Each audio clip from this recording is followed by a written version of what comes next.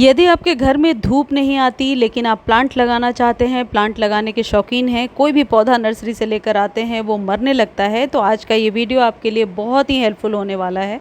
Video में मैं वो सारे पौधे बताऊंगी जो शेड में ग्रो होते हैं, और रियल में जो पौधे मेरे पास हैं, सिर्फ ये पढ़ी या सुनी सुनाई हुई बातें नहीं हैं, जिनको मैंने एक्सपीरियंस किया है।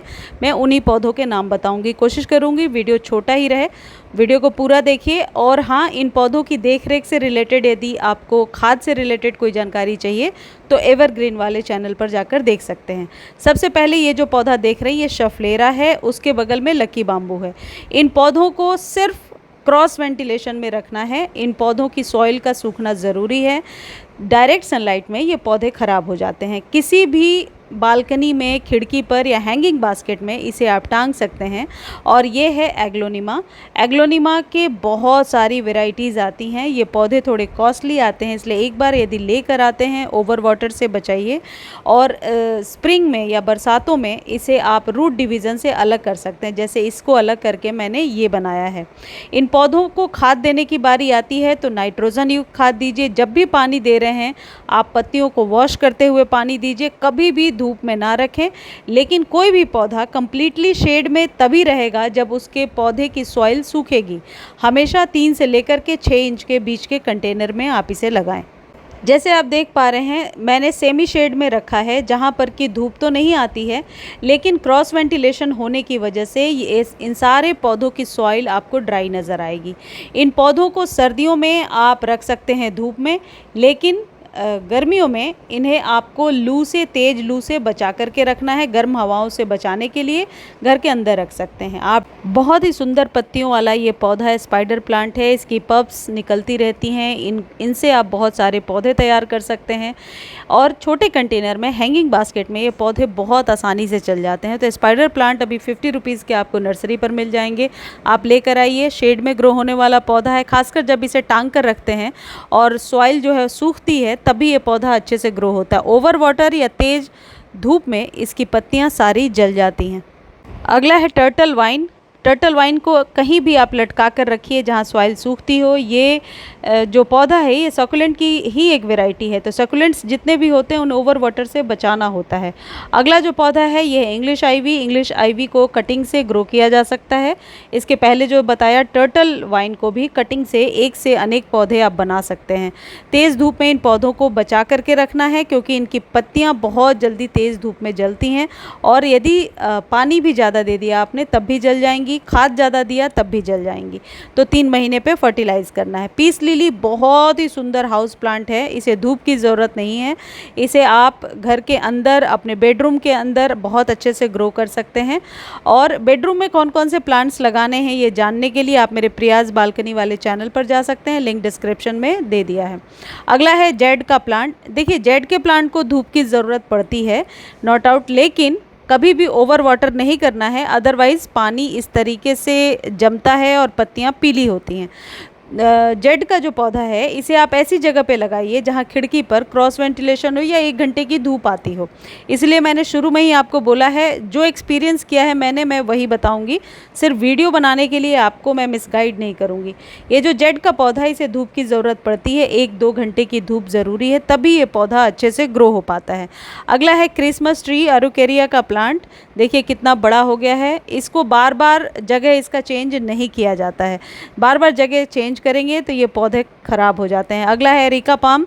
ड्राइंग रूम में लगा सकते हैं। आपने हमेशा एरिका पाम को ऐसी जगह पे लगे हुए देखा होगा जहाँ पर तेज़ धूप नहीं होगी। लेकिन हाँ, यदि कहीं आपने तेज़ धूप में देखा है तो वो पौधा बहुत पुराना होगा या ज़मीन में लगी होगी। यदि आप कंटेनर गार्डनिंग करते हैं तो कुछ चीज़ों का विशेष ध्यान देना होता है। इसे आप 1 मुट्ठी वर्मी कंपोस्ट 15 से 20 दिनों पर दीजिए, ज़्यादा पानी कभी भी ना दें। यह है जिजी प्लांट। जिजी प्लांट अभी आप लगा सकते हैं। पान के पौधे को लगा सकते हैं।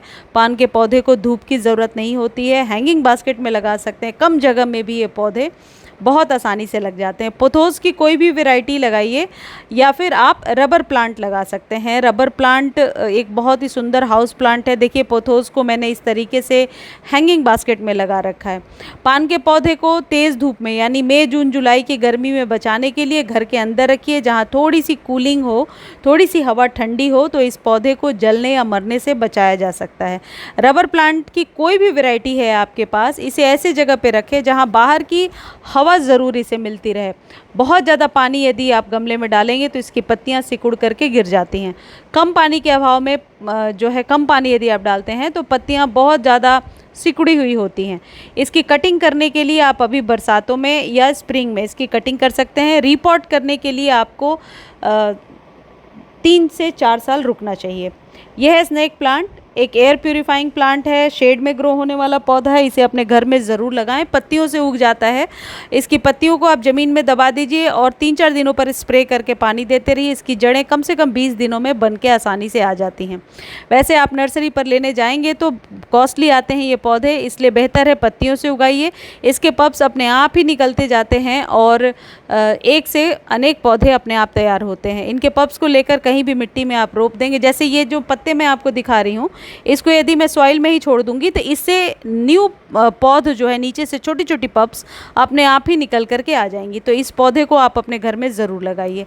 अगला जो पौधा है डेविल्स बैकबोन, बहुत ही खूबसूरत पत्तियों वाला पौधा है और इसकी कटिंग भी बहुत आसानी से लग जाती है। देखिए कम से कम 5 से 6 इंच के बीच के कंटेनर में लगा है, साल भर से इसमें ही लगा है। ये 3-4 सालों तक ऐसे ही रहेगा। ऊपर से यदि आप कटिंग करेंगे तो उसकी कटिंग को लेकर के किसी और गमले में लगा दीजिए और ये बिल्कुल पेड़ नुमा आकृति ले लेता है। और छोटे गमले में भी लगाएंगे तब भी ये चल जाएगा। इसको ज़्यादा केयर की ज़रूरत नहीं होती है, ना ज़्यादा धूप, पानी, खाद, तीनों चीज़ एक्सेस नहीं चाहिए। अच्छा, एक प्रो टिप्स आपको दे देती हूँ। बरसात में इस तरीके से वीड्स वगैरह आपके गमले में निकल आएंगे, इन्हें निकालना ज़रूरी है, अदरवाइज़ ये इतने फैल जाते हैं कि आपका जो पौधा है वो मरने लगता है, क्योंकि आप जो भी खाद देते हैं उससे यही पौधा पनपने लगता है। तो निश्चित तौर पर बरसातों के बाद वीड्स वगैरह आप निकाल दीजिए। पान के पौधे को आपने लगाया है तो तेज़ धूप से बचा कर रखिए। सर्दियों में आप ओपन में रख सकते हैं। पानी थोड़ा कम दीजिए, जब भी पानी देते हैं लीव्स को वॉश कीजिए। और ये ड्रेसिना की एक वैरायटी है, ड्रेसिना की कोई भी वैरायटी है आपके पास, कभी भी उसे धूप में नहीं रखना होता है। देखिए यहाँ से कट गया तो 2 ब्रांच आई। यदि आप इन पौधों को आप घना बनाना चाहते हैं तो अभी बरसातों में या फैब मार्च में हल्की प्रूनिंग कर दिया करें, तो ये पौधे अपने आप ही घने हो जाते हैं। ये भी एग्लोनिमा की ही एक वैरायटी है। एग्लोनिमास की बहुत सारी वैरायटीज़ आती हैं और इनमें वाइट कलर के फ्लावर्स भी आते हैं पीस लिली की तरह, जो बहुत दिनों तक 10 से 15 दिनों तक वैसे ही रहते हैं। एग्लोनिमा को भी आप लगाइए, जैसा कि पहले बताया, सेमी शेड एरिया में या घर के अंदर जहाँ 3-4 लाइट्स लगी हों। लाइट की बल्ब की रोशनी में भी ये बहुत अच्छे से चलता है। देखिए इसकी पत्तियाँ तभी जलती हैं जब इस पर सामने सीधे से सनलाइट पड़े, तो सनलाइट से इन पौधों को बचा कर रखना है।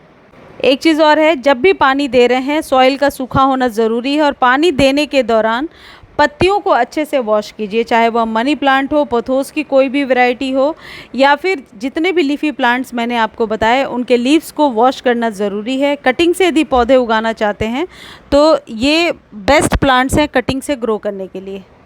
ये फर्न की कोई भी वैरायटी आप लगा सकते हैं। ये एस्पैरागस है, वैसे ही बहुत सारे फर्न की वैरायटीज़ आती हैं जिन्हें आप लगा सकते हैं। इन्हें आप जब भी लगा रहे हैं बहुत ही सॉइल को ऐसा बनाइए कि पानी उसमें रुके ना।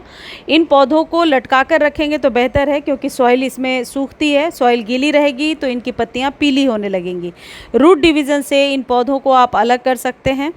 ये जितने ज़्यादा रूट बाउंड करेंगे ये बहुत देखने में खूबसूरत लगते हैं। देखिए जैसे उसको मैंने अलग किया है इसी प्लांट से। और जिजी प्लांट के बारे में पहले भी मैंने आपको बताया, अभी भी बता रही हूँ, सेमी शेड एरिया में बहुत अच्छे से ग्रो होता है। जिजी प्लांट को आप रूट डिवीज़न से अलग कर सकते हैं।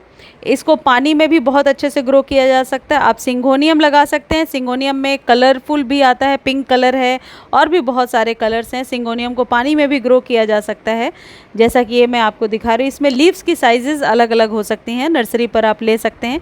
इसकी कटिंग भी लग जाती है और रूट डिवीज़न से भी इसे अलग करके लगाया जा सकता है।